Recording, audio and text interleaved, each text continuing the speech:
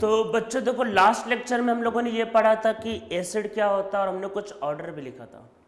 तो आज के लेक्चर में सबसे पहले मैंने आप लोगों के लिए एक ऑर्डर लेके आया हूँ, पहले ये लिख लेते हैं। ये ऑर्डर आपको बहुत हेल्प करेगा ऑर्गेनिक केमिस्ट्री में, मतलब कि एसिडिक ऑर्डर निकालने के लिए। हाँ, ये मैंने ऊपर ऊपर के कुछ मॉलिक्यूल लिख दिए हैं। अब अंदर जैसे डिटेल में हम लोग करेंगे, जैसे कार्बोक्सिलिक एसिड हो गया या फिर अल्कोहल हो गया या फिर आपके पास फिनॉल हो गया, तो इसके हम लोग फर्दर केसेस करेंगे। पर ये ऊपर ऊपर के जो मॉलिक्यूल ये मैंने लिख दिए। तो देखो यहाँ पे हो क्या रहा है, ये पूरा सीरीज लगातार चल रहा है, मतलब कि HI HBr HCl, वही RSO3H means sulphonic acid, HF, फिर बेंजोइक एसिड, फिर कार्बोक्सिलिक एसिड और ये carbonic acid H2CO3 carbonic acid. इस पे हम लोग अभी पहला क्वेश्चन नहीं करेंगे। फिर NH4 पॉजिटिव अमोनियम आयन, और फिर आपके पास ये लगातार चल रहा है, फिर फिनॉल, फिर मिथेनॉल, फिर वाटर और ये बेंजीन। देखो बेंजीन वाला भी जो होता है एसिडिक होता है। तो पहले मैं लिख देता हूँ, ऊपर से नीचे आने पे क्या हो रहा है, यहाँ पे एसिडिटी जो है डिक्रीज कर रहा है, या आप कह सकते हो कि ऊपर से नीचे आने पे जो Ka है वो डिक्रीज कर रहा है। तो उस एसिड का K ज़्यादा था। K का मतलब पता ही होगा कि डिसोसिएशन कांस्टेंट ऑफ एसिड, तो उस एसिड का K ज़्यादा था। और सबसे लास्ट में था एल्केन, तो एल्केन को तो एसिड कहना ही, मतलब कि एक तरीके से समझ लो कि एसिड का इंसल्ट है, कि अगर आप एल्केन के एसिड बोलते हो तो एक तरीके से, मतलब तरीके से एसिड का इंसल्ट हो गया। तो ये बहुत वीक एसिड, ये जिसको आप एसिड बोल भी नहीं सकते। तो देखो टॉप से बॉटम आने पे क्या हो रहा है, एसिडिटी कम हो रहा है, या फिर क्या बोलेंगे K की वैल्यू कम हो रही है। इसमें इधर के थोड़ा ध्यान रखना कि वाटर के बाद आपके पास ये मॉलिक्यूल है, फिर अल्कोहल है, मतलब ये मॉलिक्यूल आपका अल्कोहल से ज़्यादा एसिडिक है। आप बोलोगे सर ये कैसे एसिडिक है, तो देखो ये कैसे एसिड है इसको समझते हैं। देखो यहाँ पे ये है और यहाँ पे एक हाइड्रोजन होगा, ठीक है। अगर आप हाइड्रोजन को निकालोगे, जैसे मान लो अगर आप हाइड्रोजन को निकालोगे तो ये क्या आएगा, माइनस चार्ज, और ये मॉलिक्यूल क्या होगा, एरोमेटिक। अब याद करो क्या बताया था लास्ट लेक्चर में।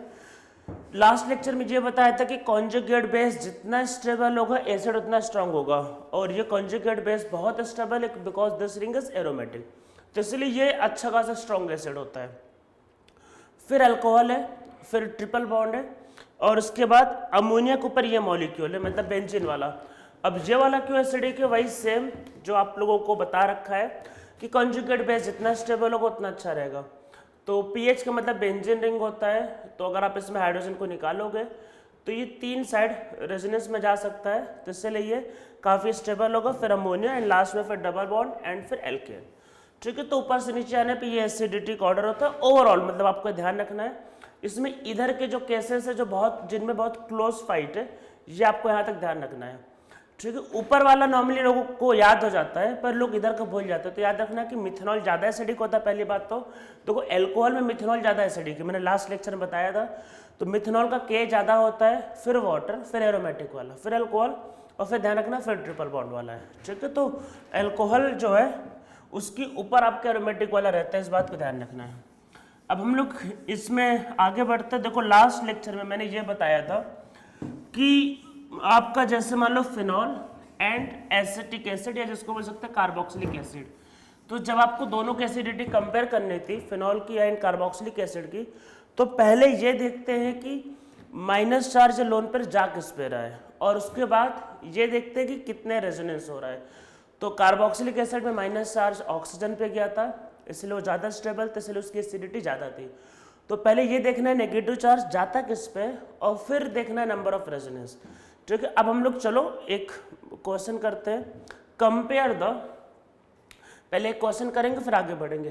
Compare the acidity of phenol comma H2CO3, this is carbonic acid, and formic acid लिख लो, चलो एंड फॉर्मिक एसिड। हमें इन तीनों की एसिडिटी क्या कंपेयर करना है, ठीक है। Phenol carbonic acid and phenol carbonic acid and formic acid, ठीक है। कार्बोनिक एसिड कैसे बनता है, मतलब ये ऐसे मैं बता देता हूँ, जैसे CO2 को अगर आप पानी में मिला दोगे तो H2CO3 कार्बोनिक एसिड बन जाता है। और मतलब जैसे जो समुद्र होते हैं, जो ओशियंस होते हैं, तो वो इसकी वजह से मतलब डेली मतलब ये धीरे धीरे एसिडिक होते जा रहे हैं। तो क्योंकि आपको लोगों को पता है कि ग्रीन हाउस गैस जो होता है CO2 काफ़ी रिलीज हो रहा है एटमॉस्फेयर में।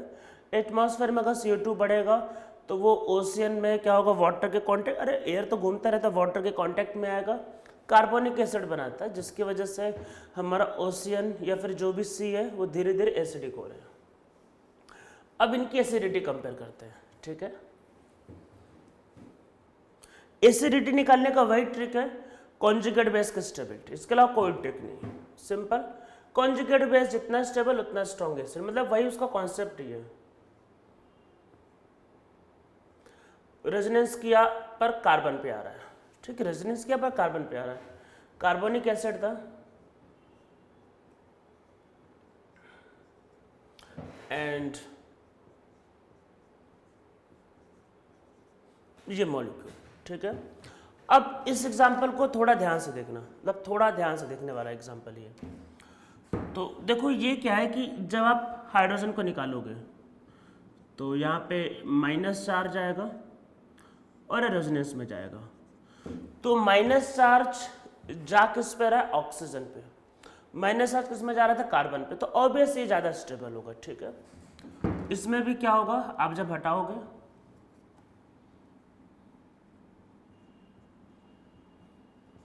तो माइनस चार्ज ऑक्सीजन पे आ रहा है, ठीक है। तो यहाँ तक में तो ये क्लियर हो गया कि ये कार्बन पे जा रहा था और इसमें माइनस चार्ज ऑक्सीजन पे, कॉन्जुगेट बेस और ऑक्सीजन पे, तो इन दोनों की एसिडिटी उससे तो ज़्यादा है, ठीक है। अब इन दोनों में आपस में कंपेयर करते हैं, तो देखो कैसे कंपेयर करेंगे। इधर क्या लगा है, हाइड्रोजन, इधर क्या लगा है, OH, ठीक है। ये अब समझो कि कैसे करेंगे। तो एक तो तरीका है कि अगर आपको दिमाग नहीं लगाना है, मतलब अगर आपको सोचना नहीं चाह रहे, तो ये हाइड्रोजन कुछ नहीं करता, ना प्लस आई ना प्लस है, भाई इलेक्ट्रॉनिक इफेक्ट सोचो। एंड OH क्या करता है, OH मैंने बताया है, अरे ऑर्डर लिखवाया था लेक्चर नंबर 7 में कि स्ट्रॉन्ग इलेक्ट्रॉन डोनेटिंग ग्रुप है, इसका प्लस एम क्या होता है, ज़्यादा होता है। तो अगर इलेक्ट्रॉन डोनेटिंग ग्रुप है तो एसिडिटी में क्या होता है, जब कोई इलेक्ट्रॉन डोनेटिंग ग्रुप होता है तो एसिडिटी कम होती है। देखो एसिडिटी के केस में ये ध्यान रखना होता है कि एसिडिटी केस में क्या ध्यान रखना है कि अनायन बनता है, तो अनायन की स्टेबिलिटी किससे बढ़ती है, माइनस आई माइनस एम से, इलेक्ट्रॉन विड्रॉइंग ग्रुप से, ठीक है। नहीं पता तो मैं चलो एक बार लिख देता हूँ, वैसे मैंने मतलब बता रखा है पर फिर भी चलो एक बार और लिख लेते हैं कि जो एसिडिटी होता है वो बढ़ता है इलेक्ट्रॉन विड्रॉइंग ग्रुप से। जितना ज्यादा इलेक्ट्रॉन विड्रॉइंग ग्रुप होगा उतना ज्यादा एसिडिटी, क्योंकि एसिडिटी डिसाइड किससे होता है, एसिडिटी डिसाइड होता है सिर्फ stability of conjugate base, base मतलब कि नेगेटिव चार्ज, तो नेगेटिव चार्ज उतना स्टेबल होगा जितना ज्यादा इलेक्ट्रॉन विड्रॉइंग ग्रुप, तो इलेक्ट्रॉन विड्रॉइंग ग्रुप होगा तो एसिडिटी ज्यादा होगी, ठीक है। और एसिडिटी जो होता है ये कम होता है आपका इलेक्ट्रॉन डोनेटिंग ग्रुप से। अगर कोई भी इलेक्ट्रॉन डोनेटिंग ग्रुप है तो अगर इलेक्ट्रॉन डोनेटिंग ग्रुप होगा तो एसिडिटी कम होगी। OH कैसा है, OH मैंने इलेक्ट्रॉन डोनेटिंग ग्रुप में लगवाया तो एसिडिटी कम, सिंपल, तो इसकी एसिडिटी कम होगी, वो ज़्यादा, मतलब ये कुछ नहीं, ये इलेक्ट्रॉन डोनेटिंग ग्रुप है, OH is the overall electron donating group, तो एसिडिटी इसकी क्या होगी, कम होगी। ये तो चलो ऊपर ऊपर अगर आप दिमाग नहीं लगाना चाह रहे तो, और अगर आप अंदर भी जाना चाह रहे तो देखो इसमें लॉजिक क्या है, समझो। यहाँ पे लोन पेयर है, ठीक है। अब आप इसको आराम से समझो, देखो हाइड्रोजन तो कुछ नहीं करेगा, इसको समझो, ठीक है। देखो यहाँ पे डबल बॉन्ड एक ही है, ठीक है।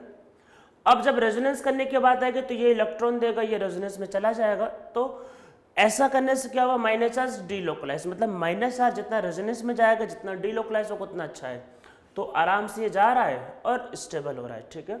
अब आप ऐसे सोचो, सपोज करो इसने इलेक्ट्रॉन अपना भेज दिया, अरे इसके पास भी लोन पेयर है, ये बोलेगा भाई मैं क्यों पीछे रहूं, इसके पास भी लोन पेयर, भाई कहेगा मुझको भी रेजोनेंस करना है, ये क्यों पीछे रहे, तो ये भी रेजोनेंस करेगा। तो जब ये रेजोनेंस करेगा तो इसका पाई बॉन्ड खत्म हो जाएगा, और जब इसका पाई बॉन्ड खत्म हो जाएगा तो ये रेजोनेंस नहीं करे, मतलब नहीं कर पाएगा। आप ऐसे सोचो, देखो डबल बॉन्ड है, ये भी रेजोनेंस कर सकता है, ये भी रेजोनेंस कर सकता है। जब ये लोन पे अपना भेज देगा, जब ये रेजोनेंस करेगा तो ये नहीं कर पाएगा, और जब ये नहीं कर पाएगा तो स्टेबिलिटी क्या होगी इसकी, कम। हमारा एक ही टारगेट है, कॉन्जुगेट बेस को स्टेबल करना है, ठीक है। तो देखो डबल बॉन्ड के लिए दोनों में कंपटीशन है, या तो ये करेगा मान लो ये, या फिर ये करेगा। अगर ये रेजोनेंस कर दिया तो ये नहीं कर पाएगा, ये नहीं कर पाया तो इसका डिलोकलाइज नहीं हुआ, डिलोकलाइज नहीं हुआ तो स्टेबिलिटी कम होगी, स्टेबिलिटी कम होगी तो एसिडिटी कम, ठीक है। और यहाँ पे हाइड्रोजन कुछ नहीं, आराम से मस्त दोनों रेजोनेंस में जा रहे हैं, तो यहाँ पे OH के लोन पेयर की वजह से इसका रेजोनेंस कम हो जाएगा और एसिडिटी कम। या ऊपर ऊपर समझना है तो ये +M इफेक्ट लगाता है और इस वजह से एसिडिटी कम हो जाएगी, ठीक है। तो इसमें ऑर्डर क्या है, ऑर्डर आपका सीधा सीधा ये है, ये इसका एसिडिटी का ऑर्डर, ठीक है। तो इसमें नीचे लिखो in carbonic acid due to +M effect of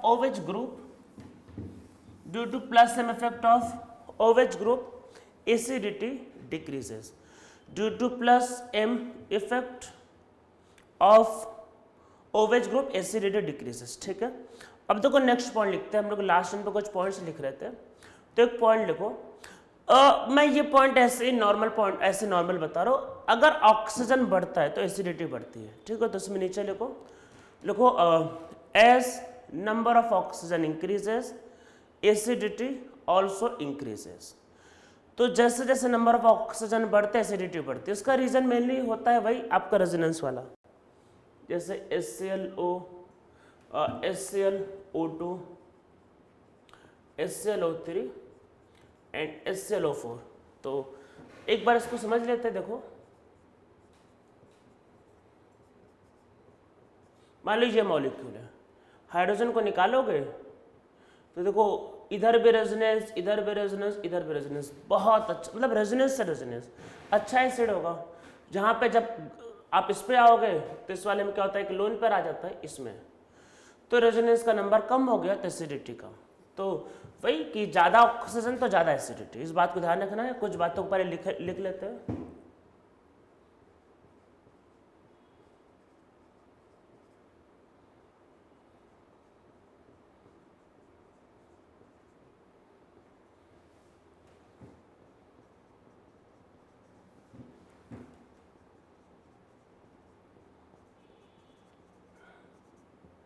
ठीक है ये। अब सबसे इंपॉर्टेंट बात, केमिस्ट्री में जब कोई रूल बता दिया और कुछ ऑर्डर लिखवा दिया तो वो ज़्यादा इंपॉर्टेंट नहीं होता है, उसमें जो एक्सेप्शन निकलते हैं वो ज़्यादा इंपॉर्टेंट होते हैं। और केमिस्ट्री में एक रूल को सब फॉलो करें ऐसा होता नहीं है, कुछ ना कुछ तो विद्रोही होंगे, कुछ ना कुछ तो बाहर के होंगे, मतलब जो इसको मतलब कुछ ना कुछ तो अलग निकलेंगे, मतलब कुछ ना कुछ बोलेंगे इसको नहीं विद्रोह करेंगे, इसके साथ नहीं, कुछ अलग करना है। जैसे अभी जस्ट पहले जो कार्बन का बताया,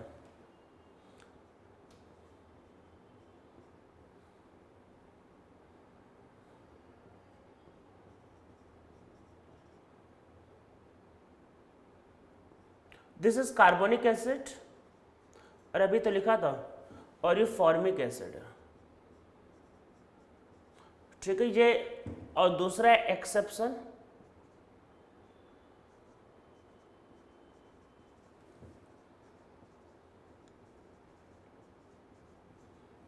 तो ये दोनों क्या है एक्सेप्शन में है। तो कार्बन का तो देखो अभी समझा दिया है, और इन सबको भी समझा दिया, चलो फास्फोरस को भी समझ लेते हैं, तो कोई दिक्कत नहीं।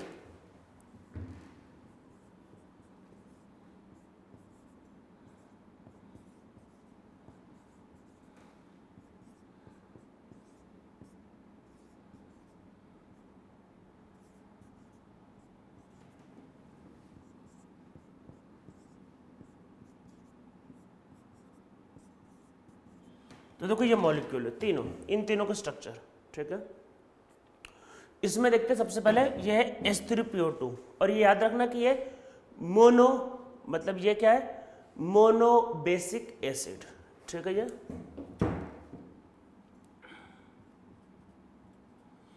तो ये जाएगा रेजोनेंस में, ठीक है। इसमें ये दोनों डिस्टर्ब नहीं करेंगे, आराम से रेजोनेंस में जा रहा है, कोई डिस्टर्बेंस नहीं। एक ही हाइड्रोजन निकालना, ये ध्यान रखना कि कॉन्जुगेट बेस बना रहे, ऐसा नहीं कि कुछ भी करते रहो। एसिड का कॉन्जुगेट बेस एक हाइड्रोजन को निकाल के आता है, ये ध्यान रखना। तो यहाँ पे चलो दूसरा वाला,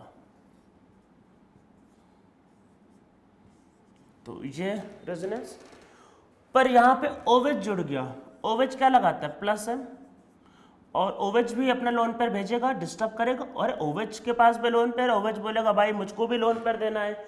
अब OH लोन पेयर देगा तो ये बेचारे का रेजोनेंस कम हो जाएगा, तो स्टेबिलिटी कम, यहाँ कोई डिस्टर्बेंस नहीं, तो यहाँ पे OH डिस्टर्ब कर रहा है। और यहाँ पे भी देखो सेम वही,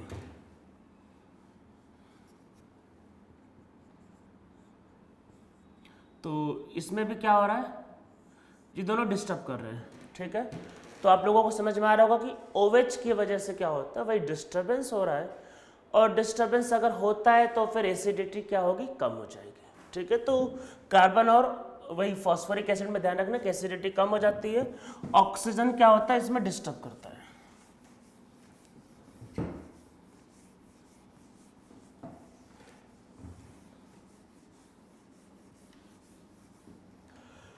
अब देखो आगे बढ़ते हैं। अब आगे इसमें क्या हो सकता है, इफेक्ट ऑफ हाइड्रोजन बॉन्डिंग। तो आगे लिखते हैं,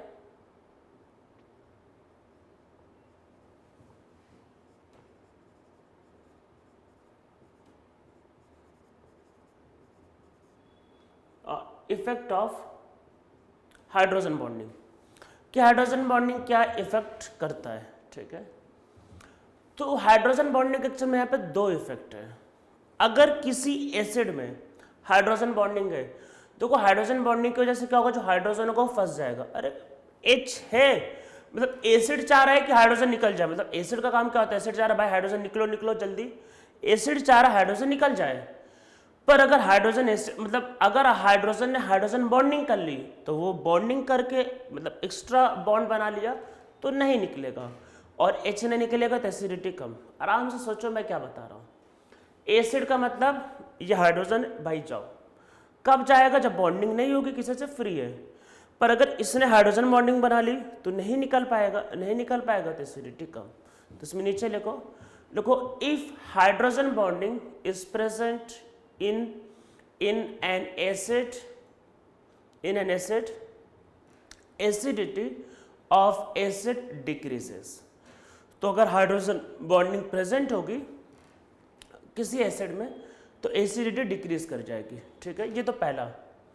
फिर दूसरी बात, अगर हाइड्रोजन बॉन्डिंग कॉन्जुगेट बेस में हुआ तो एसिडिटी बढ़ जाएगी। तो इसमें नेक्स्ट लिखो, if hydrogen bonding is present in conjugate base, then stability of conjugate base increases, so acidity of acid increases।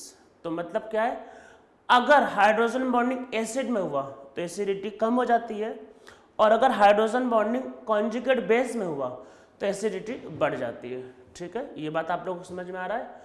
तो पहले एक इसमें बहुत फेमस एग्जांपल करते हैं, और इसका यूज आगे एक दो जगह पड़ेगा थोड़ी देर बाद। मतलब पहले तो एक एग्जांपल करते हैं इस बात को समझाने के लिए, और मैं जो एग्जांपल करवाने जा रहा हूँ ये IIT JEE एडवांस में आया हुआ क्वेश्चन है। पहले एडवांस में सब्जेक्टिव क्वेश्चन आते थे, मतलब बहुत पहले 2006 से बंद हो गए हैं, तो ये एडवांस का पुराना सब्जेक्टिव क्वेश्चन है। और एडवांस में वही जो क्वेश्चंस आते हैं उसी को ही मतलब JEE मेन वाले, नीट वाले या CT वाले रिपीट करते रहते हैं। मतलब इतना नहीं, ये तो काफ़ी, उसी का कोई एक मतलब जैसे इस क्वेश्चन के अंदर दो पार्ट है तो उसका एक पार्ट लेकर पूछ लेंगे, CT वाले, JEE मेन वाले या फिर नीट वाले।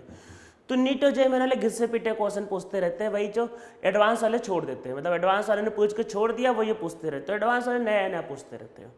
तो ये बहुत अच्छा क्वेश्चन है, एडवांस वाले भी पूछ सकते हैं, इसमें कोई डाउट नहीं, पर वो अब दूसरे फॉर्म में पूछेंगे। एडवांस वाले कभी भी सेम क्वेश्चन तो रिपीट करते नहीं, वो क्वेश्चंस का फॉर्म फिर बदलते रहते हैं। वो तो किसी और फॉर्म में पूछ सकते हैं, ऐसा नहीं है कि यही सिर्फ एक फॉर्म में पूछने का, किसी और फॉर्म में पूछ सकते हैं। पर मैं जो करवाने जा रहा हूँ क्योंकि एडवांस का है वो क्वेश्चन, तो नीट में और JEE मेन में तो स्ट्रेट मतलब सीधा सीधा आ सकता है। तो नीचे लिखते हैं इसमें, कंपेयर द, मैं मतलब लैंग्वेज में चेंज नहीं कर रहा, same to same, compare the Ka1 and Ka2 of malic and fumaric acid। ठीक है, compare the Ka1 and Ka2 of malic and fumaric acid. Structure JEE में तो नहीं दिया था, मतलब जेई में स्ट्रक्चर तो नहीं दिया था, स्ट्रक्चर नहीं पता है तो फिर क्वेश्चन ही नहीं बनेगा, तो इसलिए कुछ बेसिक स्ट्रक्चर्स तो पता होना चाहिए। अब जैसे जेई मेन में तो यही आ सकता है, मतलब what is the formula of malic acid, 4 question मतलब 4 ऑप्शन देते, तो what is the formula of मतलब फ्यूमेरिक एसिड ये आ सकता है, ठीक है। और Ka1 का मतलब है कि पहला वाला जब हाइड्रोजन निकलता है, मतलब Ka1 क्या होता है, फर्स्ट डिसोसिएशन कांस्टेंट, वो कंपेयर करना है, और Ka2 का मतलब है सेकंड डिसोसिएशन कांस्टेंट, वो कंपेयर करना है, ठीक है। तो हम लोगों को ये दोनों काम करना है, तो करते हैं देखो। और ये क्वेश्चन मतलब मुझे बहुत ज़्यादा पसंद है, मतलब एक अच्छा कॉन्सेप्ट है, मतलब एक अच्छा क्वेश्चन है और बहुत अच्छा कॉन्सेप्ट को ये क्लियर करता है। तो समझते देखो क्या है।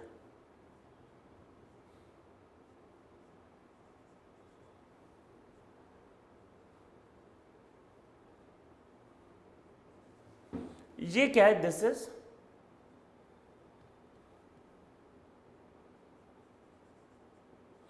Is malic acid.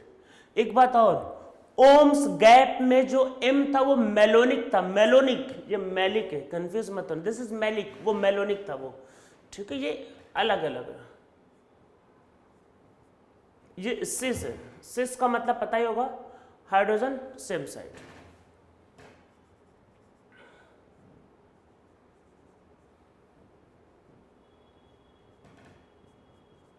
This is trans, this is fumaric acid, ठीक है। तो समझते चलो, Ka1 तो पहला हाइड्रोजन निकालना है,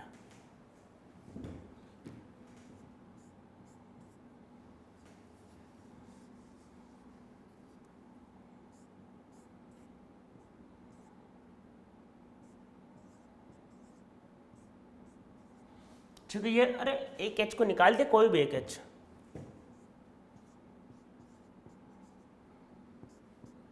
सिस है, आसपास है, पहचानो इसको, क्या ये हाइड्रोजन बॉन्डिंग,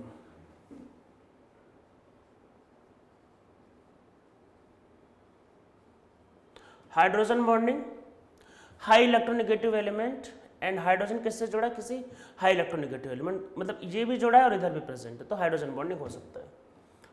हाइड्रोजन बॉन्डिंग की एक खास बात होती है, नॉर्मली मतलब अगर मतलब कोई भी बच्चा इवन बहुत इंटेलिजेंट हो उसके साथ भी मिस्टेक है, ये होता है, और एक नॉर्मल बच्चे के साथ भी, ठीक। तो अगर जैसे मान लीजिए मैं पढ़ा रहा हूँ कॉन्सेप्ट, तो हाइड्रोजन बॉन्डिंग उसको स्ट्राइक नहीं करेगा, मतलब कि एक जो नॉर्मल बच्चा के इंटेलिजेंट बच्चा कोई भी हो, इवन मान लो एक बच्चा वो IIT में सिलेक्ट होने वाला, उसकी बहुत अच्छी रैंक भी आने वाली, तब भी उसको स्ट्राइक नहीं करता है। तो हाइड्रोजन बॉन्डिंग क्या होता है, स्ट्राइक नहीं करता, इसलिए, और अरे इसलिए तो केमिस्ट्री में सब कुछ लिखवाया जाता है। केमिस्ट्री क्या है, सब्जेक्ट ऑफ लर्निंग, तो याद रखना कि चीज़ें अगर आपको पता है तभी आप कर पाओगे, और आप ज़्यादा सोच के करोगे तो स्ट्राइक नहीं करता है, तो इसलिए चीज़ें पहले से बता दी जाती हैं। तो chemistry is a subject of learning, तो हाइड्रोजन बॉन्डिंग नॉर्मली स्ट्राइक नहीं करता, इसलिए सब पॉइंट लिखवा दिए जाते हैं। अब आपके दिमाग में हाइड्रोजन बॉन्डिंग एक बार आ जाता है तो आप फिर वो भी, मतलब जब आप सारे ऑप्शंस को देखते हो तो आपके दिमाग में हाइड्रोजन बॉन्डिंग भी रहता है। अब देखो होता क्या है, फर्क क्या आ जाता है, एक जो बच्चा सिलेक्ट होने वाला रहता है उसमें, और जो नहीं सिलेक्ट होने वाला रहता है उसमें, उन दोनों में फिर कहाँ से डिफरेंस आने लगता है। हाइड्रोजन बॉन्डिंग मतलब जो सिलेक्ट होने वाला रहता है उसको पता है कि हाइड्रोजन बॉन्डिंग होता क्या, उसको ये पता है, तो स्ट्राइक तो नहीं करता कि मतलब जैसे मॉलिक्यूल में हाइड्रोजन बॉन्डिंग है कि नहीं, नॉर्मली स्ट्राइक नहीं करता है कि चलो भाई मैंने बता दिया कि चलो यहाँ हाइड्रोजन बॉन्डिंग है, तो दोनों को समझ में आ गया। पर होता फिर क्या है कि एक नॉर्मल बच्चा क्या होता है, एक बार उसको हाइड्रोजन बॉन्डिंग बता दे तो उसको फिर हर जगह हाइड्रोजन बॉन्डिंग नजर आता है, हर जगह, मतलब वो हर जगह फिर आगे लोग कार्बन से जुड़े हुए हाइड्रोजन में भी हाइड्रोजन बॉन्डिंग करने लगते हैं, मतलब, और ये मेजोरिटी में बच्चे करते हैं। मतलब हाइड्रोजन बॉन्डिंग एक ऐसा कॉन्सेप्ट है, जब तक बताओ नहीं तब तक स्ट्राइक नहीं करता, और एक बार बता दो तो मैक्सिमम बच्चों को हर जगह नजर आता है। और जो लोग सिलेक्ट होने वाले रहते हैं उनको ये चीज़ें पता होती है कि हाइड्रोजन बॉन्डिंग तभी होता है जब वो फ्लोरीन ऑक्सीजन या नाइट्रोजन से जुड़ा होता है। ये चीज़ें आपको पहले बताई गई हैं, तो इसलिए हर जगह हाइड्रोजन बॉन्डिंग नहीं होगी। तो ये बनाएगा ये सब हाइड्रोजन बॉन्डिंग नहीं करते हैं, तो ये चीज़ें पता होना जरूरी होता है। तो अब मैंने हाइड्रोजन बॉन्डिंग बना दिया, तब आप लोगों के दिमाग में होना चाहिए। अब ये नहीं कि हाइड्रोजन बॉन्डिंग बोल दिया तब हर जगह वही लगाते रहो, भाई हर जगह नहीं होता है, ठीक है। और बाकी डिटेल में जाना हो तो केमिकल बॉन्डिंग, इस चैप्टर के स्टार्टिंग में मैंने कहा था केमिकल बॉन्डिंग रिवाइज कर लेना, मतलब इंपॉर्टेंट चैप्टर है वो। अब देखो इसमें निकालते हैं।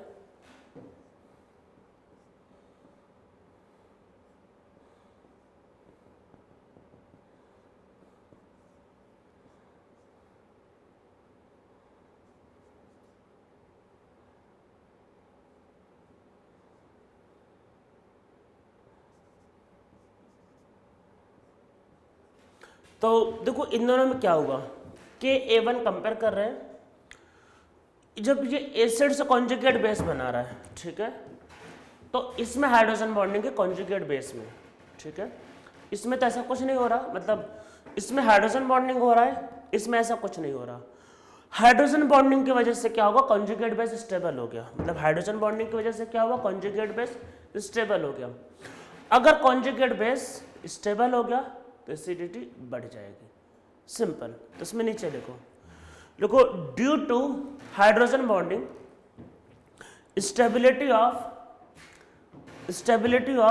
conjugate base of malic acid increases, stability of conjugate base of malic acid increases, so acidity of malic acid also increases,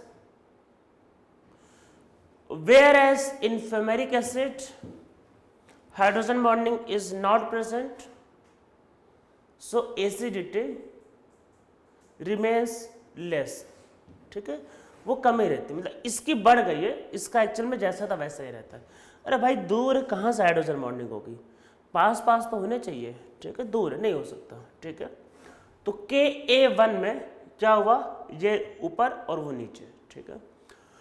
KA1 हो गया, अब क्वेश्चन KA1 का खत्म, अब नए सिरे से शुरुआत। चीज़ों को मिला के रायता नहीं बनाना होता, एक हो गया KA1 हो गया, अब बस अब नए सिरे से शुरुआत, KA1 का काम खत्म।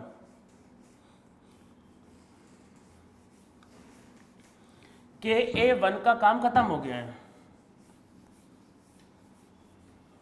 अब KA2 का मतलब अरे दूसरा वाला हाइड्रोजन भी तो निकालना है ना, दो एसिडिक हाइड्रोजन है तो ऑक्सीजन से जुड़ा हुआ, तो KA2, ठीक है, वो निकलेगा, फिर आपके पास जो भी बनेगा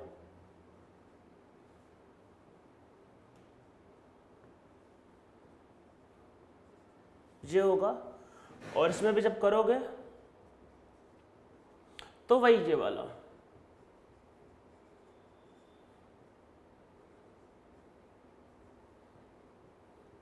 ठीक है। पुरानी कहानी खत्म हो गई, नए सिरे से शुरुआत करना है।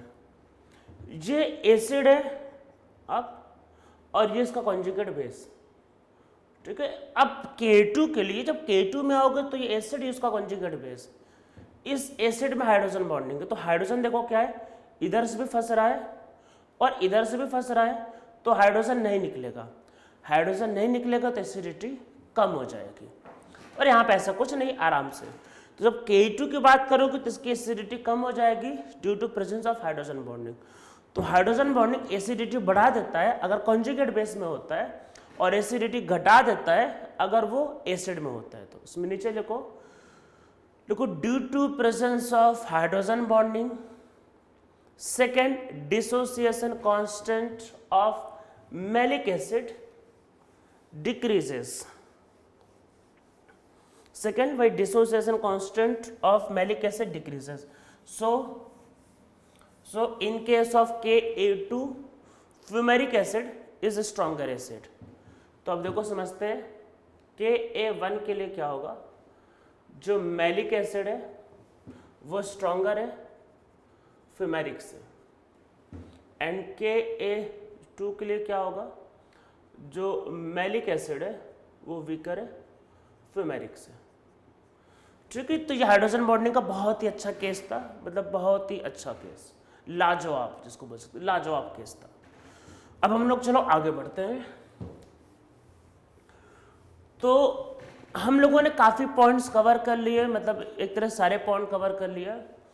अब हम लोग क्या है कि मतलब एकदम डिटेल में चलते हैं, मतलब कि जैसे मान लो जो एग्ज़ाम होते हैं, जैसे कि जेई एडवांस स्पेशली, या इवन जेई मेन वाले भी, नीट वाले भी कर सकते हैं, पर नीट वाले बहुत डिटेल में तो नहीं जाते, पर एडवांस वाले मतलब क्वेश्चन के अंदर घुस के पूछते हैं। तो अब हम लोग कुछ मॉलिक्यूल, मतलब कुछ फेमस मॉलिक्यूल जो ज़्यादा पूछा जाता है उसको करते हैं। देखो एडवांस वालों के लिए मैं एक बात और बता देता हूँ, स्पेशली ये इंजीनियरिंग वालों का, मतलब जेई मेन वाले तो कम करते हैं, ये नीट वाले कम करते हैं। एडवांस वालों की एक बात और होती रहती है, वो लोग क्या होते हैं, जब कोई स्ट्रक्चर होता है तो उसमें बेंजीन रिंग जरूर जोड़ते हैं। मतलब होता क्या है कि बेंजीन रिंग मतलब बड़ा, और वो भी वो पीएच नहीं लिखते हुए, मतलब पीएच नहीं, पूरा बेंजीन ड्रॉ करते हैं कि बच्चा बड़ा रिंग देखे और डर के क्वेश्चन छोड़ दे। मतलब होता क्या है कि मतलब मोस्ट ऑफ द स्टूडेंट की मेंटेलिटी ये होती, बड़ा क्वेश्चन देखा अरे, मतलब होता क्या है कि मान लो अगर एक, मैं ऐसे चलो एक रैंडम एग्जांपल बता रहा हूँ कि एक मान लो सिंपल सा क्वेश्चन है 2 लाइन का, ठीक है, बच्चा पढ़ेगा तो ट्राई करेगा, तो वो 2 लाइन का क्वेश्चन को वो हो सकता है कि एक पैराग्राफ में दे दे, 7-8 लाइन का क्वेश्चन हो सकता है, क्वेश्चन में 7-8 लाइन में 5 लाइन किसी काम की ना हो, पर वो दे देते हैं जिससे क्या हो, बच्चा डरे और छोड़ दे। वो यही सब तो चेक करते कि भाई कौन कितना मेंटली स्ट्रांग है। इवन इस बार जैसे 2020 में तो ऐसे क्वेश्चंस आए थे जैसे कि पैरामैग्नेटिक एंड डायमैग्नेटिक निकालना है, तो ये नहीं पूछा which of the following is paramagnetic diamagnetic, उन्होंने तराजू बनाया, तराजू, और तराजू में मैग्नेटिक प्रॉपर्टी को तौला और उससे क्वेश्चन पूछा। मतलब वो क्वेश्चन को ऐसा दिखाते कि लगेगा अरे ये क्या आ गया, और जबकि क्वेश्चन बहुत सिंपल होता है। अब ऐसा नहीं कि सारे क्वेश्चन बहुत सिंपल होते हैं, पर वो सिंपल क्वेश्चंस को भी ऐसा दिखाते हैं कि आपको डर लगे। मतलब ऐसा नहीं होता कि सारे क्वेश्चन सिंपल होते हैं, पर सिंपल वालों को भी थोड़ा वो मतलब बड़े करके दिखाते हैं। तो इवन मैं एक आपको एग्जांपल बताता हूँ, एक मतलब एक क्वेश्चन ऐसा आया हुआ है एडवांस में, तो कभी भूलूंगा ही नहीं, मतलब मेरे टाइम नहीं आया, मैं ऐसे पढ़, मतलब उस क्वेश्चन को पढ़ते पढ़ते मुझे हंसी आने लग गई। क्वेश्चन ऐसा था कि एक पर्सन है ट्रेन में ट्रेवल कर रहा है और उसको कुछ और मिले और रेड कलर का है, फिर टेस्ट के आगे जो भी है। तो मैं ये सोच रहा था पढ़ के, ये इसमें ये लिखने की क्या जरूरत है, ट्रेन में ट्रेवल कर रहा है उसको एक और मिला, अरे भाई बोल दो ना कि रेड कलर का और मिला। तो वो ऐसा नहीं देते कि मतलब a person is travelling in a train and get, अरे ये सबका क्या मतलब है भाई, केमिस्ट्री में ये सबका क्या मतलब कि ट्रेन में ट्रेवल कर रहा और मिला उसको, मतलब कहीं गया और उसने पहाड़ में देखा वही एक और मिला, मतलब इसका आपका क्या मतलब है, पर वो देते हैं।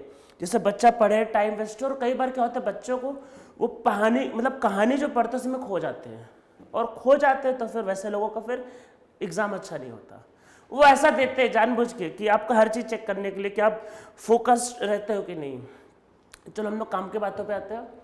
तो एसिडिटी का मैंने देखो अभी आज स्टार्टिंग में एक ओवरऑल ऑर्डर तो लिखवाया है, पर बेंजीन के मतलब बेंजीन को फोकस रख के वो बहुत ज़्यादा क्वेश्चन पूछते हैं। इवन मतलब अगर एसिडिटी पे क्वेश्चन अगर मान लो 10 बार आया तो 5-6 बार तो नॉर्मली बेंजीन के राउंड ही रहता है। बेंजीन में 2 मॉलिक्यूल बहुत इंपॉर्टेंट है, एक फिनॉल, दूसरा बेंजोइक एसिड। तो आज हम लोग अभी फिनॉल को कवर करेंगे और टाइम बचेगा तो बेंजोइक एसिड भी स्टार्ट कर लेंगे। तो इन दोनों मॉलिक्यूल को हमें घुस घुस के करना है, मतलब पूरा A to Z। और वो बात ध्यान रखना है कि इलेक्ट्रॉन डोनेटिंग, इलेक्ट्रॉन विड्रॉइंग, वो सारा इफेक्ट। अगर इलेक्ट्रॉन विड्रॉइंग ग्रुप होगा तो एसिडिटी बढ़ेगी, जितना ज़्यादा इलेक्ट्रॉन विड्रॉइंग ग्रुप उतना ज़्यादा एसिडिटी। ठीक है, तो चलो करते हैं।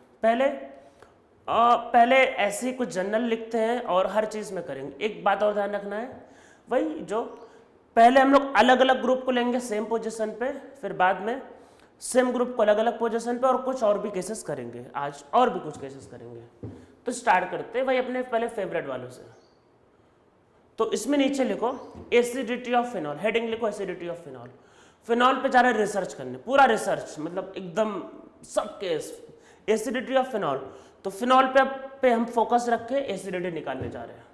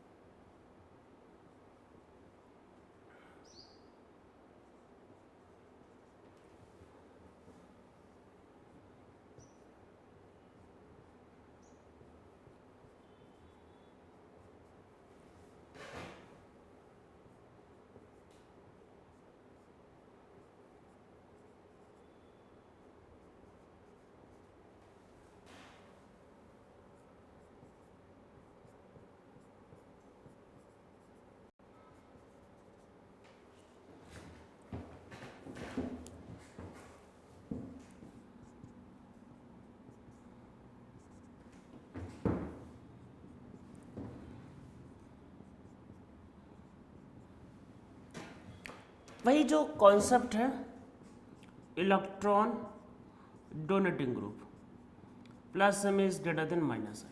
ठीक है, थोड़ा थोड़ा लिख लेते हैं। स्ट्रॉन्ग इलेक्ट्रॉन डोनेटिंग ग्रुप, बल्कि बेटर होगा स्ट्रॉन्ग।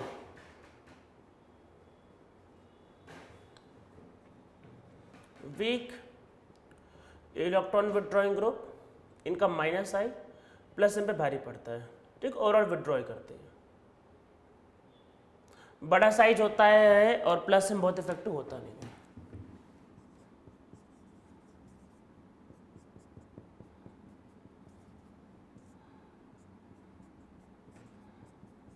सिर्फ विड्रॉ करते हैं, माइनस आई से भी माइनस एम से सिर्फ विड्रॉ। और ये भाई प्लस आई और हाइपर कंजुगेशन समझ लो। तो एसिडिटी मतलब भाई इलेक्ट्रॉन डोनेटिंग, वीक मतलब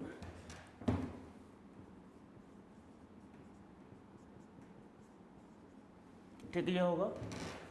अब देखो समझते क्या है, जब कोई विड्रॉइंग ग्रुप होगा तो एसिडिटी ज़्यादा होगी, तो स्ट्रॉन्ग विड्रॉइंग 4, तो सबसे ज़्यादा एसिडिक होगा 4, फिर 3, ठीक है, फिर 1।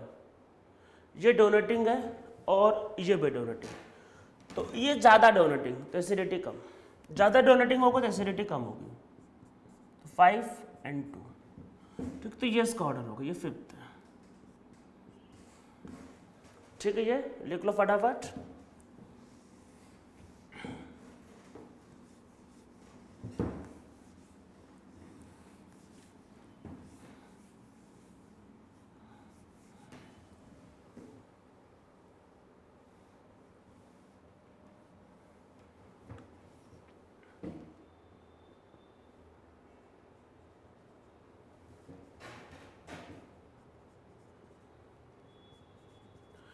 और अरे कटायन में और अनायन में इतनी बार तो बता दिया, अब तो याद हो गया होगा ना कि मेटा पे मेसोमेरिक इफेक्ट काम नहीं करता। इसमें नीचे लिखो, at meta position mesomeric effect does not take place, so acidity is decided only on the basis of inductive effect.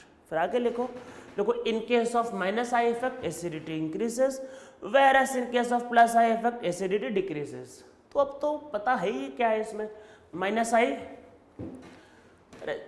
Minus I minus I minus I plus I, इसका minus आई ज़्यादा होता है नोटों को तो एसिडिटी ज़्यादा। तो 4, फिर 3, फिर 2, फिर 1 और फिर 5th। ठीक है, ये फिर नीचे ऑर्थो के लिए लिखते हैं। अरे ऑर्थो के लिए लिखो order of acidity at ortho position, order of acidity at ortho position is same as the para position. Order of acidity at ortho position is same as the para position. तो ortho वाले की जो acidity होती है para वाले के similar होती है। ठीक है, अब चलो इसमें करते हैं। तो सबसे पहले क्लोरीन,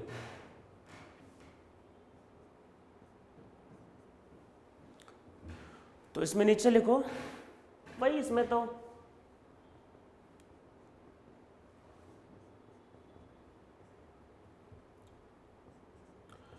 हेलोजन के केस में क्या बताया, चाहे क्लोरीन हो, चाहे ब्रोमीन हो, चाहे आयोडीन हो, चाहे फ्लोरीन, ऑर्डर किससे निकलेगा, इंडक्टिव इफेक्ट। तो इसमें नीचे लिखो इन केस ऑफ हेलोजन, लिखो फटाफट, इन case of halogen acidity is decided only on the basis of inductive effect.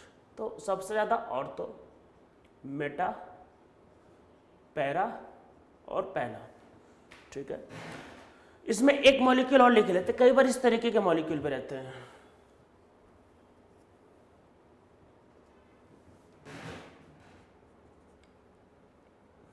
तो देखो CCl3 बहुत बड़ा मॉलिक्यूल, बहुत ज्यादा माइनस आई, तब भी सेम ऑर्डर, फिर से रिपीट कर लो। ठीक है, कि देखो कि CCl3 एग्जर्ट मतलब लगा रहा है क्या, exert only minus I effect, पास होगा माइनस आई ज़्यादा और 2 जाएगा एसिडिटी कम, सिंपल। ठीक है, ये इसको लिख लो। तो कोई भी हेलोजन हो गया, फ्लोरीन, ब्रोमीन, सब में यही ऑर्डर रहेगा।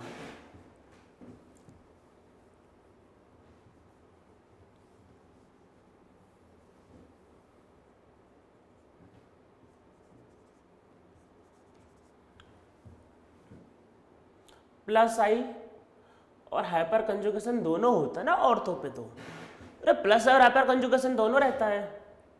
यहाँ पे सिर्फ प्लस आई और यहाँ पे प्लस आई और हाइपर कंजुगेशन दोनों, ठीक है। तो सबसे ज़्यादा एसिडिटी पहले वाले की, हाइपर कंजुगेशन की वजह से तो मामला गड़बड़ हो जाएगा भाई। देखो H निकलने के बाद कॉन्जुगेट बेस बनना है, बेस पे इलेक्ट्रॉन ऑलरेडी ज़्यादा है, अरे और इलेक्ट्रॉन दोगे तो प्रॉब्लम बढ़ जाएगी, इलेक्ट्रॉन नहीं चाहिए। तो जब ज़्यादा प्लस आई और ज़्यादा हाइपर कंजुगेशन होगा तो एसिडिटी कम, तो इसलिए 1 के बाद 3। पास वाले का प्लस आई ज़्यादा होगा, पास वाले का प्लस आई ज़्यादा होगा, प्लस आई ज़्यादा होगा तो एसिडिटी कम होगी, तो इसलिए 4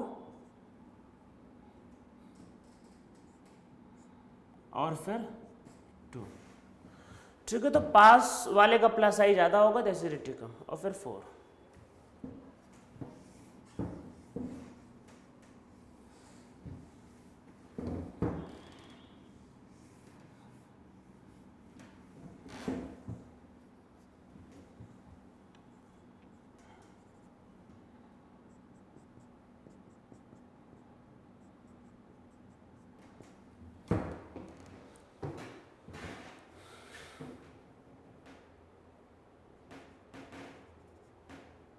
सिर्फ माइनस आई,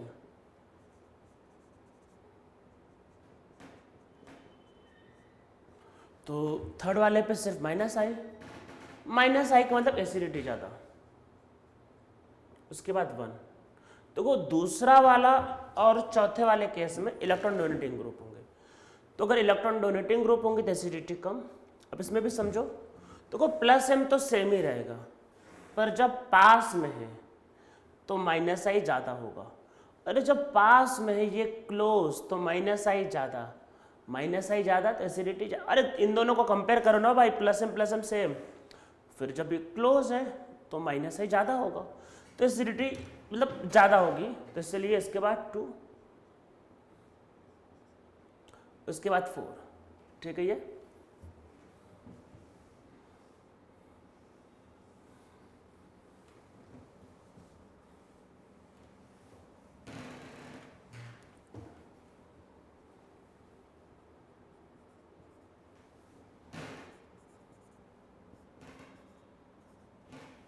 इसमें एसिडिटी ऑर्डर लिखते हैं, तो माइनस आई माइनस है, सिर्फ माइनस आई और माइनस एम, ठीक है। तो माइनस एम और माइनस एम तो दोनों का सेम रहेगा, पर पास वाले का माइनस आई ज़्यादा होगा, तो इसका एसिडिटी ज़्यादा होना चाहिए पर है नहीं। देखो पास वाले का माइनस एम दोनों सेम है, पर पास वाले का माइनस आई ज़्यादा होगा, तो माइनस आई ज़्यादा होगा तो एसिडिटी ज़्यादा होना चाहिए, पर कम है। आप लोग सोचो, वीडियो को पॉज करके सोचो क्यों कम है, मैं आंसर बता रहा हूँ, पर आप लोग सोचो कि ऑर्थो और पैरा में एसिडिटी ऑर्थो का ज़्यादा होना चाहिए था, क्योंकि माइनस आई माइनस एम ज़्यादा, मतलब माइनस एम तो सेम है पर माइनस आई ज़्यादा है, पर एक्चुअल में ऐसा है नहीं। ऑर्डर में क्या है, सबसे ज़्यादा है 4, अरे 4 मतलब कि ये पैरा वाला, फिर ऑर्थो, और फिर है वही मेटा, और फिर पहला। कि क्वेश्चन ये है कि पैरा के पीछे ऑर्थो कैसे चला गया, और वही फिनॉल। तो इसको समझते कि क्या हुआ दूसरे वाले में दिक्कत, और इसका आंसर देखो वही है जो थोड़ी देर पहले बताया था, हाइड्रोजन बॉन्डिंग। पहले दिखता नहीं है और जब दिखाने लगो तो और जगह फिर दिखने लगता है। क्या है देखो,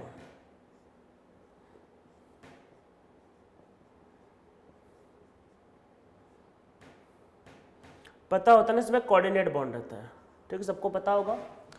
कोऑर्डिनेट बॉन्ड को अगर आप हटाओगे NO2 में तो प्लस और माइनस, यहाँ पे देखो हाइड्रोजन बॉन्डिंग होगी, तो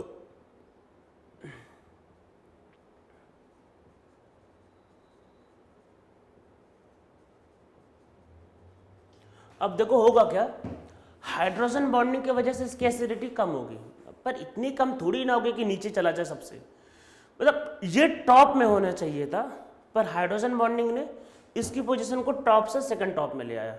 देखो ये पास है तो इसका माइनस आई ज़्यादा है और माइनस एम भी ज़्यादा है, ठीक है। पर हुआ क्या, किसने हाइड्रोजन बॉन्डिंग बना ली। अब H दो तरफ से बॉन्डिंग कर लिया तो फिर H का निकलना इतना ईजी नहीं रहेगा। अब H का निकलना ईजी नहीं रहेगा तो इसलिए इसकी एसिडिटी कम हो जाएगी, थोड़ा सा कम होगा, इतना कम नहीं होगा कि मेटा के भी नीचे चला जाए, ठीक है। तो सबसे ज़्यादा तो पैरा ही रहेगा, फिर ऑर्थो, मतलब सबसे ज़्यादा पैरा हो जाएगा, फिर ऑर्थो, फिर मेटा और ये। तो इसमें नीचे लिखो कि इसको क्या बोलते हैं यार, ये है ऑर्थो नाइट्रोफिनॉल। तो इसमें नीचे लिखो इन ऑर्थो नाइट्रोफिनॉल। और इवन अगर आप लोग याद करो केमिकल बॉन्डिंग में इसका और इसका केस मैंने समझाया था केमिकल बॉन्डिंग में, boiling point hydrogen bonding, intramolecular hydrogen bonding था इसमें, ये केस हम लोगों ने केमिकल बॉन्डिंग में भी किया हुआ है। तो इसमें नीचे लिखो in ortho nitrophenol hydrogen bonding is present, so acidity of orthonitrophenol decreases, but acidity of orthonitrophenol is more than metanitrophenol and phenol। Decrease करेगा पर वो फिर भी but more than metanitrophenol and phenol, पर फिर भी वो फिनॉल या मेटानाइट्रोफेनॉल से ज़्यादा ही रहता है, कम होता है, पैरा के नीचे आ जाएगा पर फिर भी इनके ऊपर रहेगा, ठीक है। इसमें चलो और कुछ ऐसे केसेस देखते हैं, NO2 को फोकस रख के।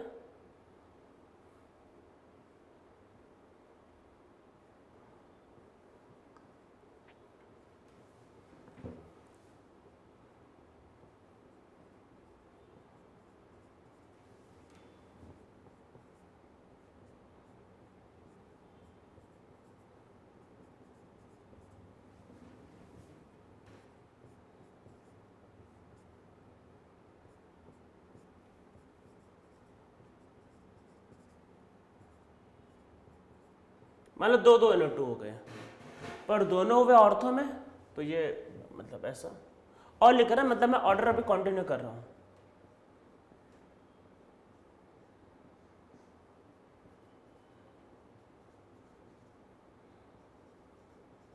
तो ये होगा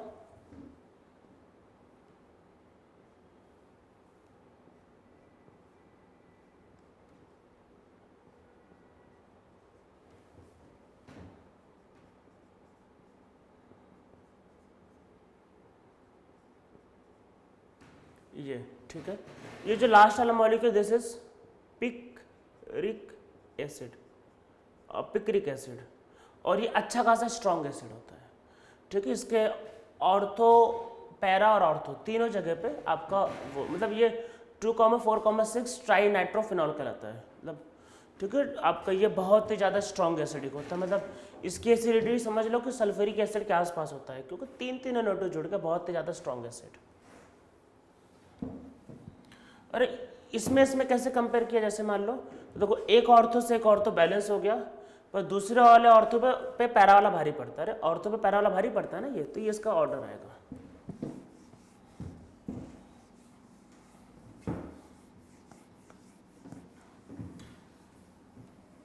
इसमें देखो अब और कुछ बातें लिखते हैं।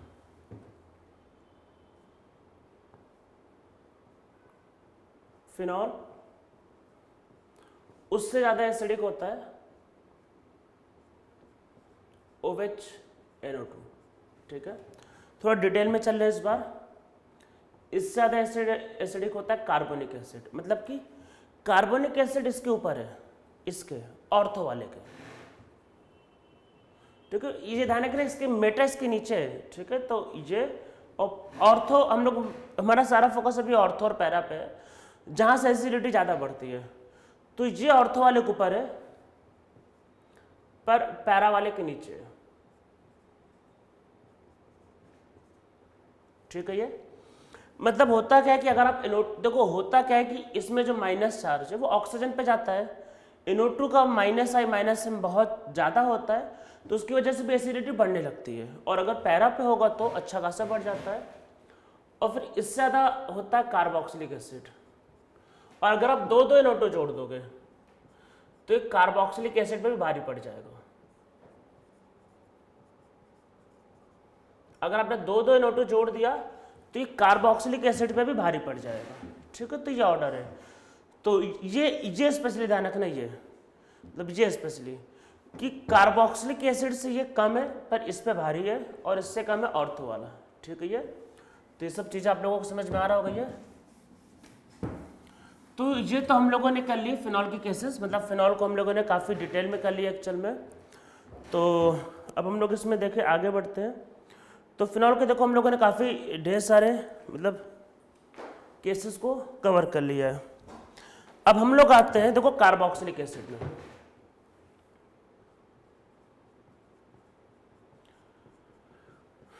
तो कार्बोक्सिलिक एसिड में हम लोग हमारा मतलब बहुत ज़्यादा फोकस होगा बेंजोइक एसिड पे, मतलब पर उसके पहले कुछ चीज़ें लिख लेते हैं। देखो मतलब जो भी कार्बोक्सिलिक एसिड है, जैसे मान लो भाई जैसे HCOOH, फिर एस्टिक एसिड मतलब फॉर्मिक एसिड, एस्टिक फिर प्रोपेनोइक एसिड। ठीक है, तो इस तरीके से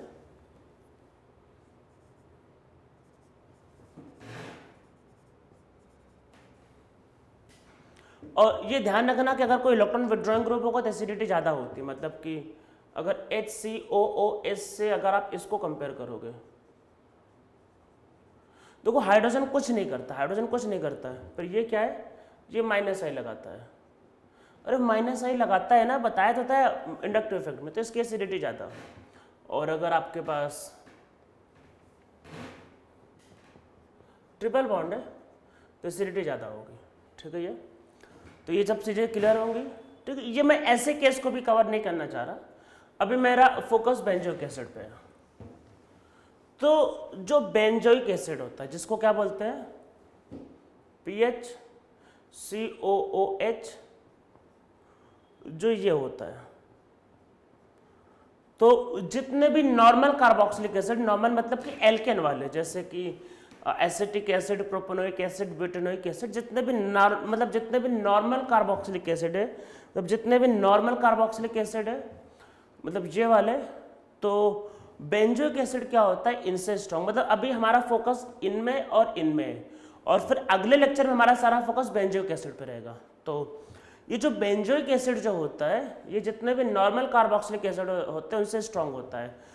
तो पहले समझते हैं, मतलब पहले लिख लेते हैं, आगे एक्सप्लेन कर दूंगा मैं।